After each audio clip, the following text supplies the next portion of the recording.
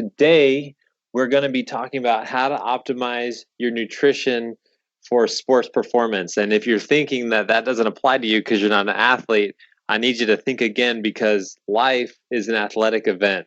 Getting through your day-to-day, getting out of bed is an athletic event. And some are good days, some days you win, some days you lose. But the point is, you got to keep training, you got to stay focused and positive, and there's certain factors you can control as an athlete. And one of those things is nutrition. So that's what we're going to be talking about today. So you're all athletes, you all qualify as an athlete. If you got out of bed and went somewhere today, even if it's to the living room, that's an athletic event. So you can optimize your health and your life, the way you feel, the way your brain functions, by honing in and understanding your food a little bit. We're not talking about diets, and we're not talking about counting calories. We're going to talk about how athletes optimize their nutritional requirements. And so that's today's talk. So first of all, diets are extremely personalized. In order to get an understanding of what you specifically need, it's not going to come directly out of a book. You're going to need to do a little trial and error in order to understand exactly what your body prefers in terms of nutrition, what types of food, the ratios of your nutrients and stuff like that.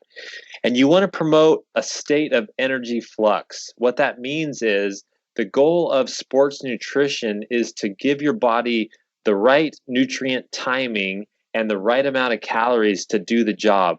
And that's going to optimize your physical performance. It's going to optimize your mental performance. It's going to optimize your recovery. And again, I can't stress this enough. If you go to the grocery store, that's an athletic event. You can think of it that way and train and eat for those events in your life and optimize your health. And you want to think long term.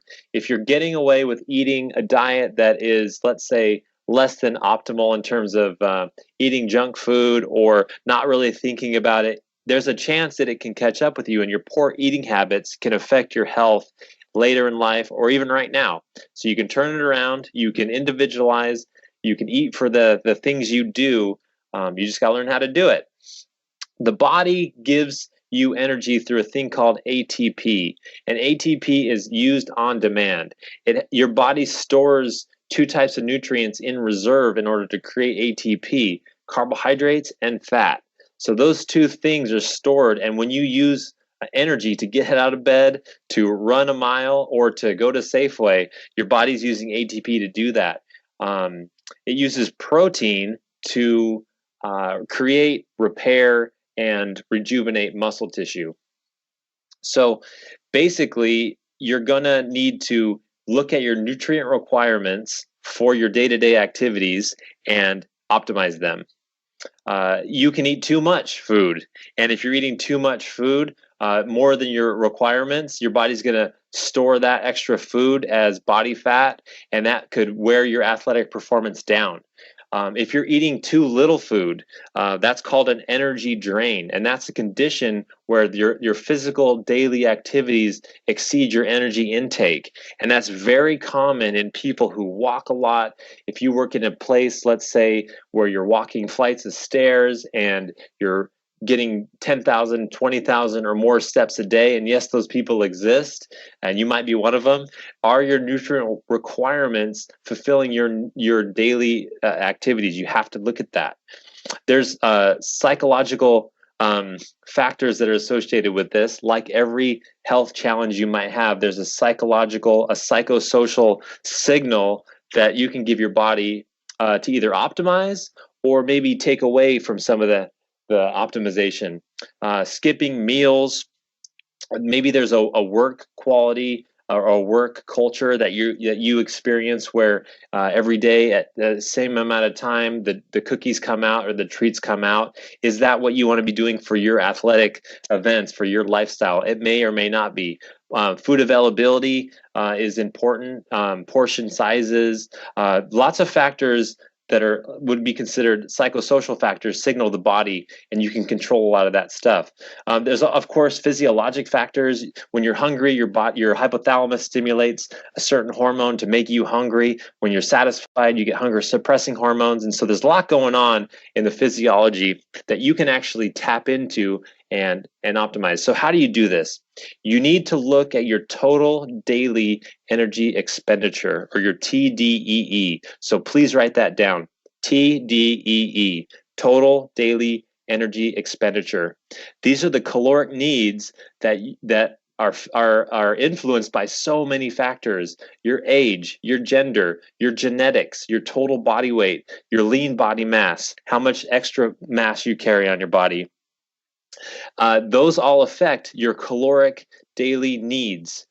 And it's different for different days. If you're really active on some days, your TDEE is going to change. It's going to increase. If you're more sedentary on other days, it's going to decrease. And so you need to eat specifically for the day you're involved in. If you're going to run a marathon, you're going to be eating very specifically the days leading up to that marathon. And it's no different than if you're a weekend warrior and you're killing your body on the weekends. You can't just continue to eat the same thing you ate all week if perhaps you're more sedentary during the week. So the TDEE is basically your basal metabolic rate, or your metabolism if you're laying in bed and not moving. And then it's combined with your physical activity. And it's affected by, like I said, your body weight, your energy needs, your activity level, those types of things. And so you're going to need to get an online TDE calculator going, and you're going to need to calculate your specific requirements. Here's the things that those calculators are going to have you put in. The first is your age, then your gender, and then how much you weigh, so and how tall you are. So the basic kind of requirements is that. And then here's the tricky part: it's your activity level. I would recommend, when you do your TDEE calculation, that you get a printout, or at least a representative a number for all the different types of activity levels. So from sedentary to heavy exercise to athlete, you're going to need to know what that number is in order to optimize your nutrition. So for me, 40 years old, I'm male, 175 pounds, 6'3", and my routines vary between sedentary and, I would say, heavy athlete. On my sedentary days, my typical caloric needs would be about 2,000 calories. If I'm having a moderate or a heavy exercise day, it's going to increase those calorie ranges pretty dramatically, and I'm going to need to put in at least an extra 1,000 calories. So my sedentary days is 2,000. My heavy exercise days is 3,000, and that's kind of what I'm playing with. That's my wiggle room. If you remember a couple of sessions ago, I talked about your heart rate variability and your resting heart rate. This is similar. You have a little wiggle room, and it can change based on your fitness level and based on your body composition. But everybody needs to know, if you're sedentary, you need to eat a certain number of calories that day to meet your needs. And if you're exercising heavy, you need to ramp it up.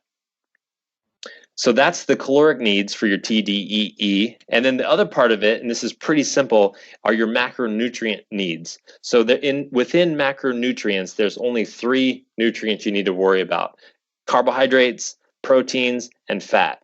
Like I mentioned before, your body stores 2 of those. It'll store carbohydrates in the form of glycogen, and it stores that in the liver and the muscles. And then it stores extra fat, or extra triglycerides, in body fat. And it can pull from those for energy requirements. And then your protein. Again, your protein is a macronutrient that you need to focus on in order to maintain your skeletal muscle, to regenerate and repair after you've worked out, or just, like I said, gone to the grocery store. So those are the 3 nutrients. Now, the first step, like I said, is calculating your energy requirements. And then the next step is understanding what ratios you should be eating in. Most TDEE calculators will give you a kind of a general representation of how many carbohydrates you should be eating, how many grams of protein you should be eating, and how many grams of fat you should be eating. Everyone's going to have a little bit different pie chart, but what you have to understand is you need to put your food in and meet your caloric needs, and then you need to look at your pie chart. It's important to try and match what your macronutrient requirements are every day to that pie chart, and that's going to give you results. If you want to maintain your weight, you're going to eat a certain way and match your macronutrition to that pie chart. If you want to gain muscle, you're going to eat a certain way in order to bulk up, and if you want to lose weight, you're going to eat a certain way in order to cut. And so everyone's going to have a bit different pie chart that consists of, like I said, protein, fats, and carbohydrates. To give you another example, if I'm eating a moderate carbohydrate plan, about 30% of my diet is going to come from each one of these sources. The least is going to be fat. So my protein is going to be about 200 grams of protein on the moderate exercise day. Fats would be 100, and then carbohydrates would be a little bit more, around the 250 grams mark. So again, fat, protein, carbs, you plug in the calculator, what your daily requirement is, and then when you start plugging in food into a place to track those nutrition requirements, you'll get a pie chart, and you need to try and match what your requirements are to what's actually your goals are and what you're actually eating. So you have to do a little math there. So carbohydrates, most of your carbohydrates when you eat them. So if I'm trying to eat 250 grams of carbohydrates a day in order to match my needs, I'm going to need to have a balanced diet. You want to eat plant foods, you want to eat whole foods, vitamins, minerals, phytochemicals, fiber, all important, a variety of fruits, vegetables, grains, those types of things are going to be carbohydrates. And then some simple carbohydrates, things like honey, sugar, maple syrup, maybe some fruit preserves or juices and sports drinks. Those can fit into a healthy diet. You don't have to be really restrictive in your carbohydrates in order to be healthy and match your nutritional needs. But you have to look at what you're eating. If you go through a whole day of eating and your requirement is 250 grams of carbs, and at the end of the day, you're only at 150 grams, you're going to be lacking, okay? And you're not going to be optimizing your nutrition. The next thing is protein. Again, protein is not an optimal fuel source for the body. So there's no real reservoir your body has in order to pull protein from. Protein is used to rebuild, repair, and restore your muscle tissue. And protein is a controversial thing. From all the research you can do, the boiled down secret of protein is the human body needs about 20 to 40 grams of protein per meal. It doesn't do much better than that, and less than that, I think, is less than ideal. So depending on your activity level, you may be on the lower end. If you're having heavy exercise days, your protein requirements are going to be on the higher end, so 20 to 40 grams per meal. Now, if you look at my protein, it's 200 grams on a moderate exercise day.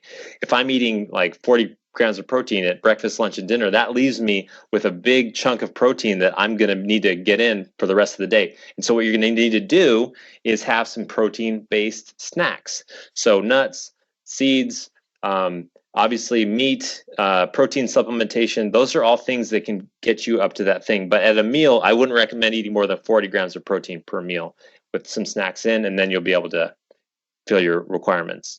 Last but not least is fat. So the dietary guidelines for fat, if you're following the dietary guidelines, is 20 to 35 grams of your diet should be, or your total caloric intake should be from fat. Less than 15 grams is considered a low-fat diet. And for mental health and sports performance, which is getting through your daily life, that might be a little bit on the low side.